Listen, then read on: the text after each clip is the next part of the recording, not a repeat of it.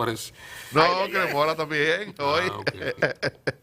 Mire, pues vamos con las entrevistas de la mañana. Tenemos allá en el estudio a Dilia Leticia Jorge, que es viceministra de Innovación, y a Carlos Moreno, que es investigador, profesor de la Universidad de la Sorbona. Buenos días, bienvenidos. Buenos días. Bien, buenos días. Buenos días, placer. Muy contentos de estar Bienvenidos. aquí. Gracias. Bueno, hubo ayer una actividad importantísima con el tema de la innovación. Quisiera que comencemos la conversación por esa parte. ¿Cuáles son las metas? ¿Qué es lo que le espera al país? Adelante, Dilia. Sí, gracias. Buenos días a todos y todas. Sí, ayer tuvimos por primera vez en el país el primer Foro Internacional de Innovación Pública.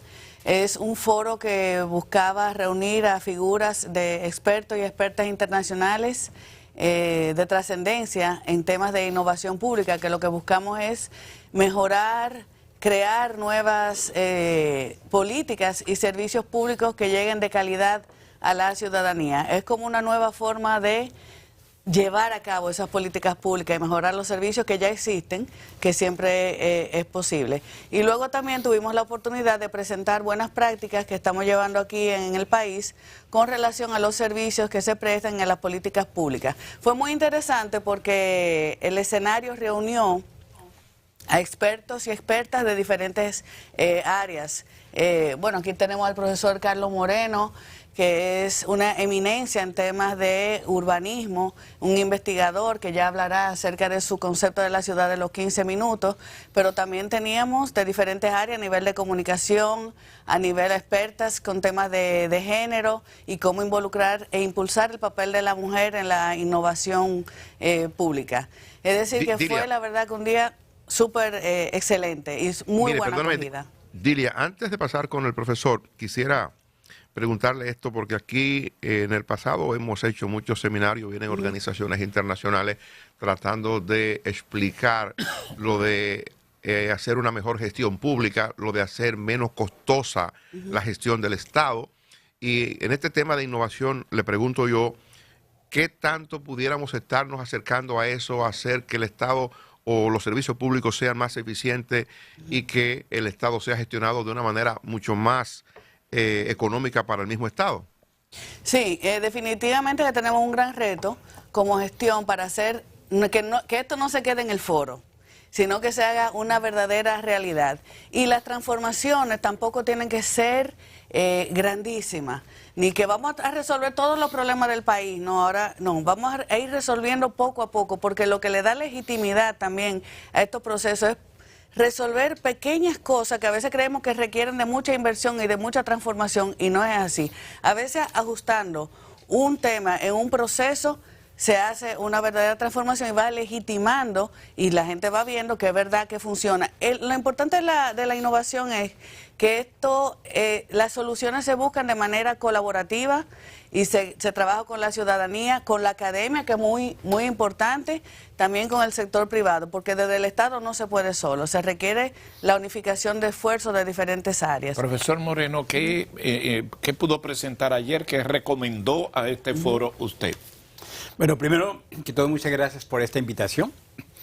Y segundo, lo dije ayer igualmente, mis felicitaciones al presidente de la República y al ministro Paliza, la viceministra y todos los que se implicaron en este primer foro internacional de innovación pública. Mi especialidad es la transformación de las ciudades y los territorios, independientemente de su densidad y de su tamaño.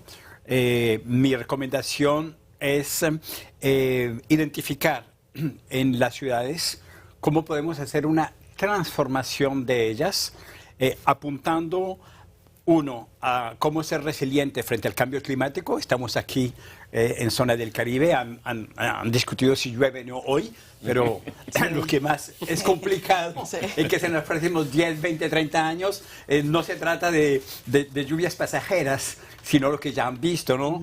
Huracanes, tempestades, que son ligadas a la actividad humana. Y esas actividades humanas vienen de las ciudades, vienen de nuestra manera de desplazarnos, vienen igualmente de la utilización permanente, por ejemplo, en ciudades de vehículos diésel que generan una contribución importante la polución de CO2. Las ciudades tenemos que cambiarlas en América Latina. Tenemos que identificar recursos de proximidad. Yo he desarrollado un concepto que ahora es conocido mundialmente, que es la ciudad de los 15 minutos y el territorio de la media hora. Ay, pero perdóneme que le interrumpa. Usted tiene 15 minutos para resolver el problema de los tapones. No, más bien, desplazándose menos de 15 minutos, sí estamos contribuyendo a que haya menos ¿Y tampones. qué es 15 minutos? Explíquenos. Significa simplemente, es una metáfora para Sí, ok, decir obvio. que hoy en día estamos haciendo muchos desplazamientos que son, cuando los examinamos detalladamente, tal vez inútiles o que podríamos evitar. En vez de atravesar la ciudad para ir a trabajar todos los días a un cierto lugar y volver por la noche, la pandemia nos ha enseñado que podemos trabajar de una manera distinta. Hemos visto que a distancia, trabajos que antes no concebíamos hacerlos, ahora es posible. Pero tenemos que ir más allá. Hay todavía actividades que pueden hacerse reorganizando los lugares donde vivimos. Le decía ayer y le comentaba la viceministra hoy, ¿cuántos edificios hay en Santo Domingo que son utilizados una pequeña parte del día porque es solamente una actividad y después están cerrados? La estadística promedia en las ciudades es que un edificio en perfecto estado, que es mantenido perfectamente, está utilizado menos del 40% de su tiempo porque es una sola actividad. Se llega y se va y no pasa nada más. Quiere decir que 60% del tiempo un edificio está cerrado y podría servir a alojar muchas otras actividades para las cuales tenemos que irnos muy lejos. ¿Cuántos colegios existen que están cerrados los fines de semana? ¿Cuántos lugares deportivos, estadios, simplemente se abren cuando hay un gran evento? ¿Cuántos gimnasios están cerrados y se abren solamente en ciertos momentos?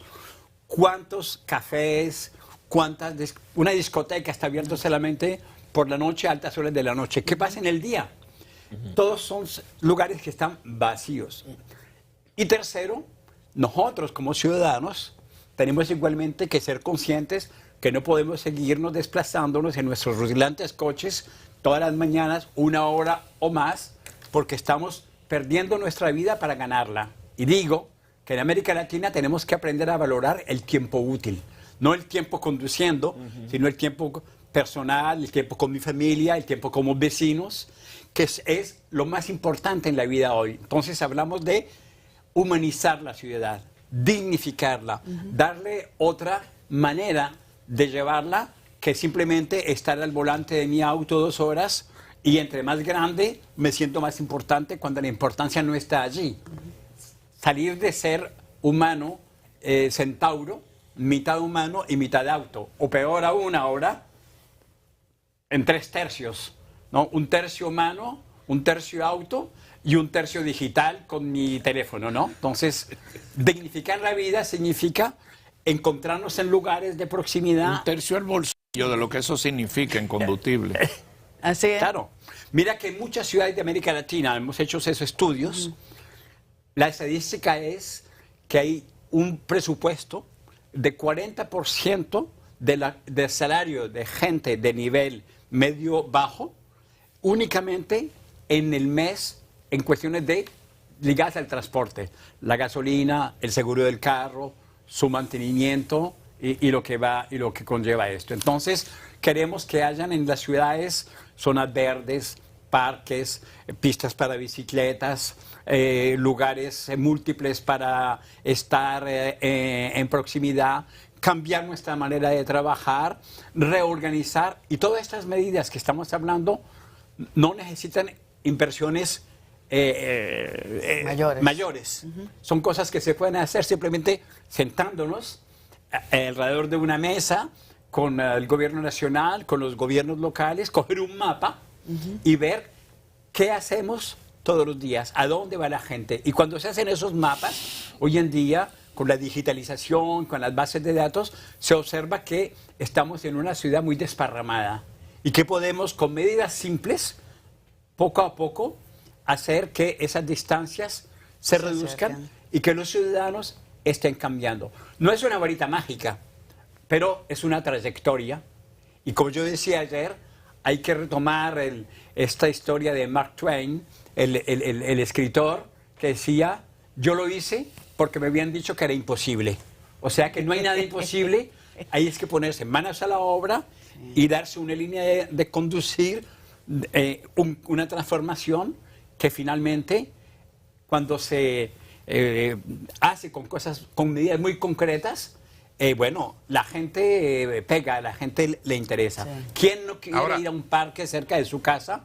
¿Quién no quiere Mire, tener un lugar pregunta. de cine cerca de su casa? ¿Quién no quiere tener un comercio local cerca de su casa? Una pregunta de acá. Para Dilia, quizás que la respuesta la tiene ella. Es bueno que el profesor sepa, y sé que lo sabe, porque ha venido a plantear un tema de preocupación para la ciudad de Santo Domingo, un tema de alta preocupación. Hace poco lo acaba de tratar un acuerdo que anunció la alcaldesa, justamente tratando de hacer de la ciudad de Santo Domingo una ciudad más habitable. Le pregunto a Dilia si ese planteamiento que ha traído el profesor Moreno ha calado en el gobierno central, si José Ignacio Paliza, que es ministro administrativo, está promoviendo lo de este foro de ayer de manera fundamental, si es posible que nos aboquemos a considerar seriamente lo que está planteando el profesor Moreno.